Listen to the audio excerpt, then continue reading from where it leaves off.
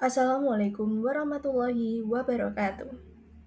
Pada kesempatan kali ini, izinkan kami untuk mempresentasikan proyek akhir dari mata kuliah Aljabar Linear Elementer dengan makalah berjudul Penerapan Analisis Agent dalam Pemilihan Calon Barista Kopi Terbaik. Fakultas Matematika dan Ilmu Pengetahuan Alam Program Studi S1 Matematika Universitas Negeri Malang dengan dosen pembimbing kami yaitu Bapak Muhammad Agung SPD MSc. Kemudian perkenankanlah saya untuk memperkenalkan anggota kelompok kami yang terdiri atas Alvina Marsila Junaidi, Eka Ayu Rosafira, dan dengan saya Lintang Dias Maharani, Eva Dwi Novitasari, dan Ulfa Halimatul Najwa. Yang menjadi latar belakang dari penyusunan makalah kami ialah barista memegang peran penting dalam menciptakan pengalaman pelanggan yang memuaskan, mulai dari menyajikan kopi berkualitas hingga memberikan layanan yang ramah dan profesional. Kedai kopi kini tidak hanya menjadi tempat menikmati minuman, tetapi juga ruang untuk berinteraksi sosial dan berkarya. Dalam menghadapi persaingan industri kopi yang semakin ketat, kedai kopi harus mampu menjaga kualitas pelayanan dan produk.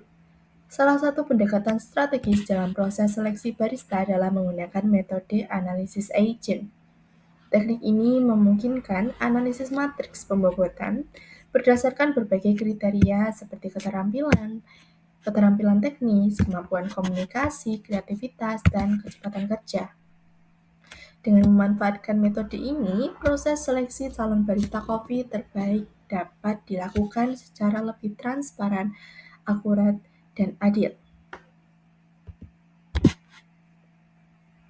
Terdapat dua rumusan masalah dalam makalah kami. Yang pertama, bagaimana menentukan kriteria yang relevan dan bobot masing-masing kriteria dalam pemilihan calon barista kopi terbaik, dan bagaimana hasil penerapan analisis agent dalam menentukan calon barista terbaik berdasarkan data yang ada.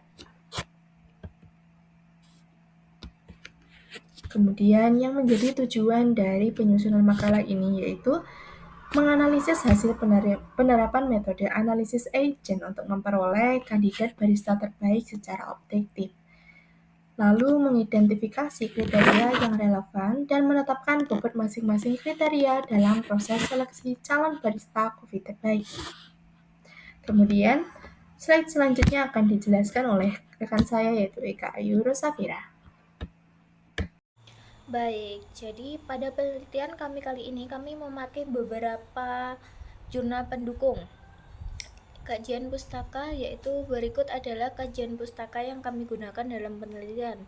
Yang pertama ada sistem pendukung keputusan pemilihan barista kopi terbaik yang menerapkan metode multi-objective optimization on the basis of ratio analysis atau biasa disingkat dengan MORA dan ROC. Jurnal Klik pada tahun 2023. Kemudian yang kedua ada tentang penerapan metode analisis hierarchy proses atau AHP untuk pemilihan karyawan terbaik, yaitu Jurnal Rekayasa Perangkat Lunak pada tahun 2023. Yang terakhir ada sistem pendukung pemilihan karyawan terbaik menggunakan metode AHP PT NGK Busi Indonesia.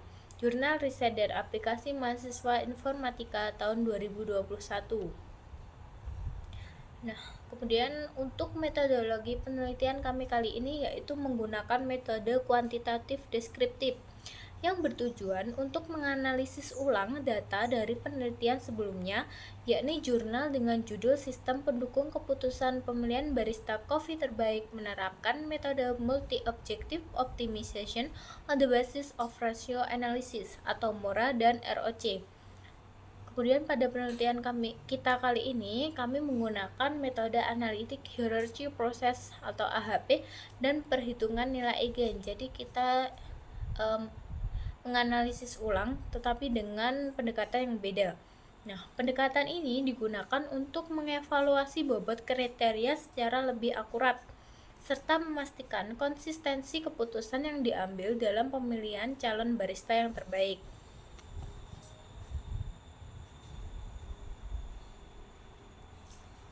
Pembahasan. Nah, Dari kalian apa ada yang tahu apa sih AHP itu? Langsung saja, metode analytical hierarchy process atau biasa disingkat dengan AHP ini dipopulerkan oleh Thomas L. Sati pada tahun 1970 adalah metode untuk menentukan bobot kriteria dalam pengambilan keputusan. AHP menyederhanakan masalah kompleks menjadi hierarki untuk mengevaluasi kriteria dan alternatif. Nah, prinsip utama AHP meliputi penggunaan hierarki, perbandingan berpasangan, dan skala nilai 1 hingga 9 untuk menyatakan preferensi. Hasil dari perbandingan ini digunakan untuk menentukan bobot dan prioritas dalam pengambilan keputusan. Langsung saja, apa saja sih langkah-langkah metode analytical hierarchy process atau AHP ini? Yang pertama adalah menghitung nilai perbandingan yang sudah ditetapkan dengan membagi nilai skala yang ada di setiap sel dibagi dengan nilai sel prioritas. Yang kedua, ada hasil perhitungan dari langkah di atas. Pada masing-masing sel dibagi dengan jumlah total di masing-masing kolom. Yang ketiga, ada mencari eigen dengan menghitung rata-rata per baris. Rata-rata per barisnya.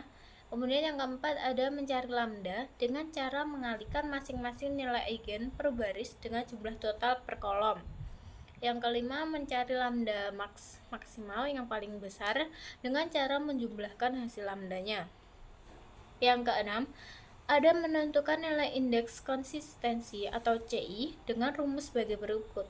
CI sama dengan lambda max min n per n min 1 dengan n merupakan banyaknya kriteria.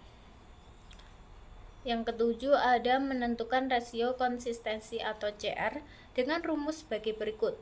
CR sama dengan CI per RI. CR merupakan rasio konsistensi, CI merupakan indeks konsistensi, dan RI merupakan indeks random konsistensi. Yang terakhir ada memeriksa konsistensi hierarki.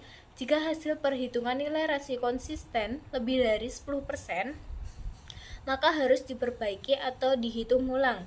Tapi jika rasio konsistensi kurang atau sama dengan 0,1, maka dinyatakan benar nilai perhitungannya. Baik, untuk slide selanjutnya adalah tentang pengumpulan data yang kita dapatkan yang akan dijelaskan oleh rekan saya. Baik, selanjutnya yaitu pengumpulan data. Pada tabel pertama merupakan data alternatif, di mana alternatif ini dinotasikan sebagai A1, A2 hingga A7 dengan keterangan A1 Diki Aji, A2 Yanti Kusnaini, A3 Aldi Abdullah, A4 Alfadye, A5 Aditya, A6 Kei Fortun, dan A7 Saka Putra.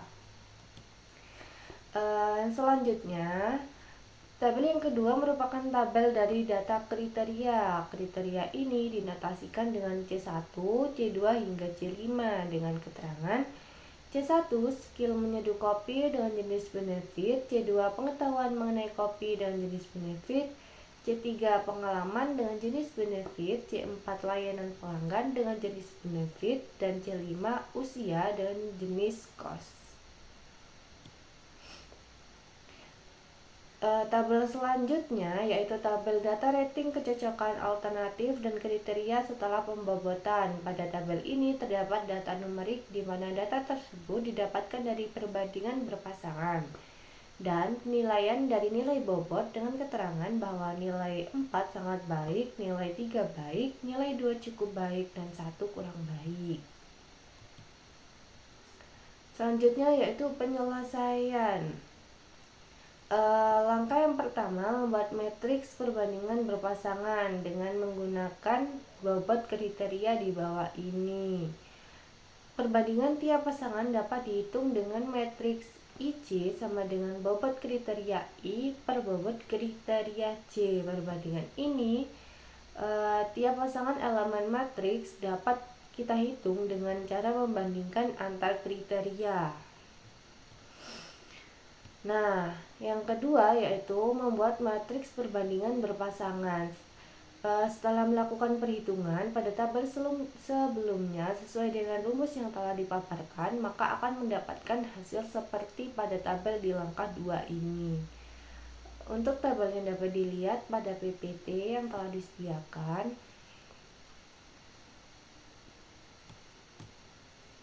Nah, langkah yang ketiga yaitu normalisasi matriks perbandingan. Pada langkah ini, setiap elemen dalam matriks perbandingan berpasangan hasil langkah 1 dibagi dengan jumlah total nilai pada kolomnya. Tujuannya adalah untuk membuat matriks menjadi terstandarisasi sehingga setiap kolom memiliki total nilai 1. Untuk tabelnya dapat dilihat pada PPT sebelah kiri.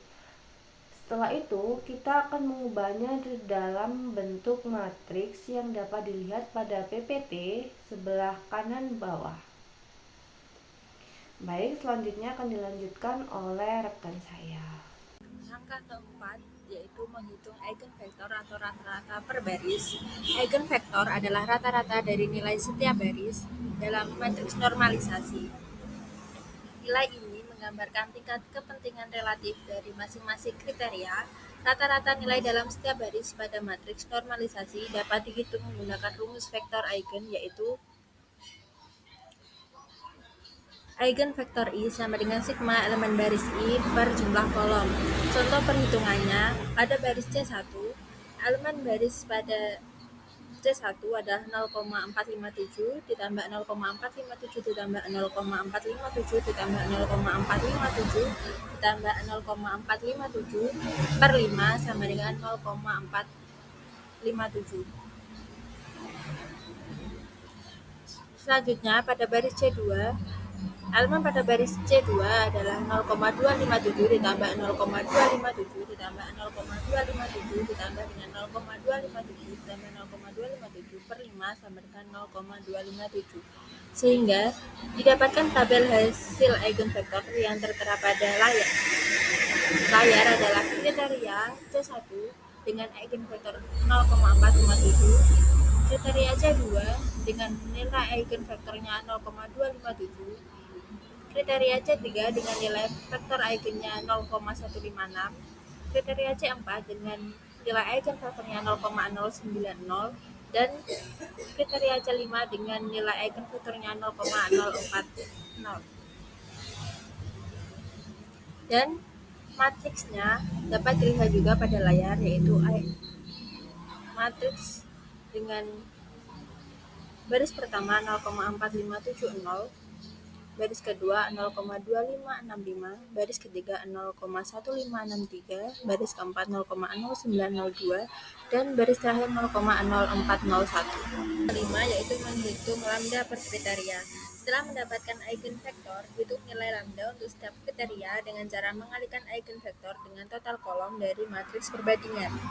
Dengan lambda I sama dengan eigenvektor I dikali total kolom. Contoh perhitungannya adalah untuk C1 dengan lambda 1 sama dengan 0,457 dikali 2,188 sama dengan 1000. Dan untuk C2 dengan lambda 2 sama dengan 0,257 dikali 3,898 sama dengan 1,003.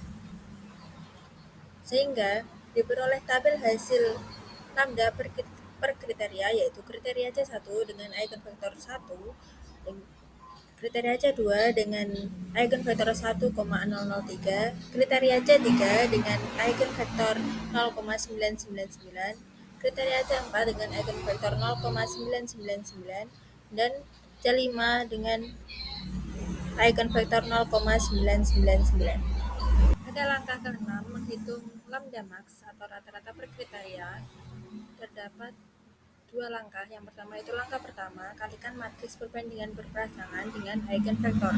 Contoh perhitungannya adalah untuk baris pertama 1 dikali 0,457 ditambah 1,781 dikali 0,257 ditambah 2,923 dikali 0,156 ditambah 5,060 dikali 0,090 ditambah 11,400 dikali 0,040 sama dengan 2,273, sehingga didapatkan tabel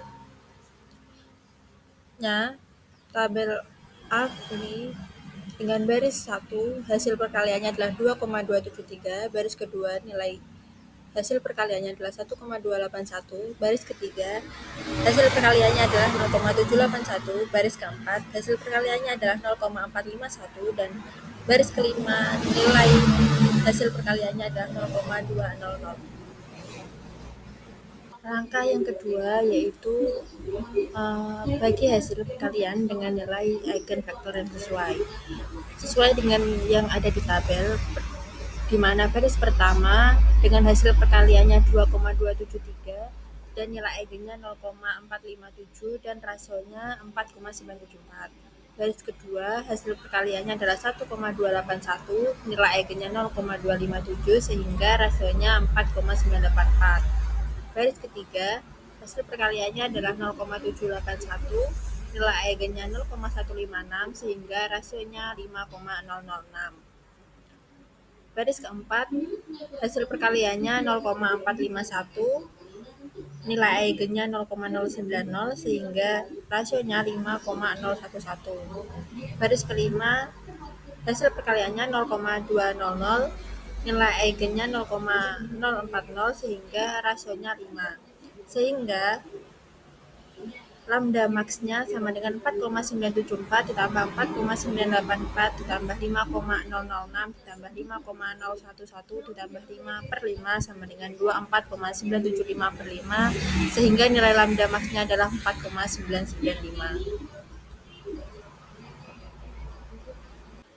Angka yang ke-8 adalah menentukan nilai indeks konsistensi atau CI dengan rumusnya, yaitu CI sama dengan lambda max min n per n-1, sehingga CI sama dengan 4,995 min 5/5 min 1 sama dengan min 0,005/4 sama dengan min 0,00125.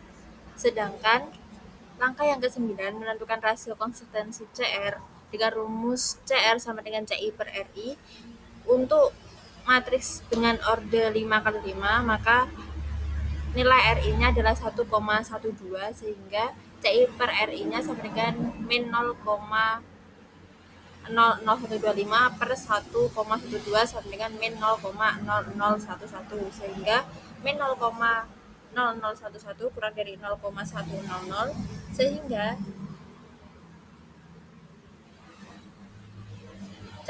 karena CR kurang dari 0,100, maka nilai rasio konsistensinya dapat diterima. Untuk selanjutnya akan dijelaskan oleh rekan saya, Ulfa. Lalu, langkah terakhir dalam penyelesaian adalah menentukan peringkat kriteria karyawan terbaik yang bisa didapatkan dengan langkah-langkah sebagai berikut.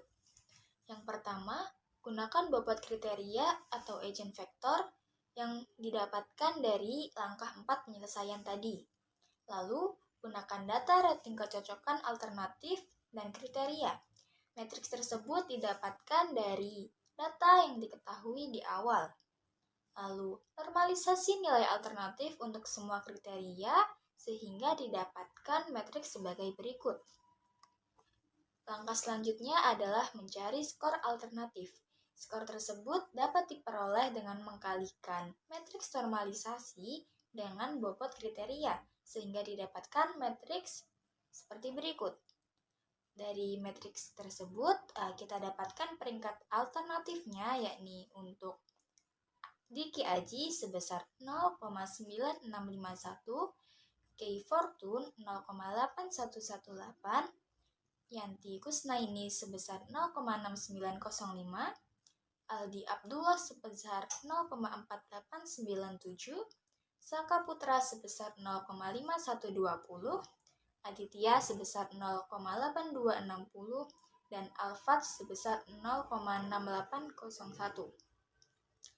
Berdasarkan hasil perhitungan dengan metode analisis agent tersebut, terlihat bahwa Diki Aji memiliki skor tertinggi yaitu 0,9651. Hal ini menunjukkan bahwa kandidat ini memiliki kualifikasi yang paling unggul dibandingkan alternatif lainnya. Dari perhitungan tersebut, kita dapatkan kesimpulan bahwa berdasarkan hasil analisis agent, metode ini terbukti secara efektif untuk menentukan calon barista terbaik secara objektif. Proses seleksi yang menggunakan kriteria skill menyeduh kopi, pengetahuan mengenai kopi, pengalaman, layanan pelanggan, dan usia memberikan hasil yang dapat dipertanggungjawabkan.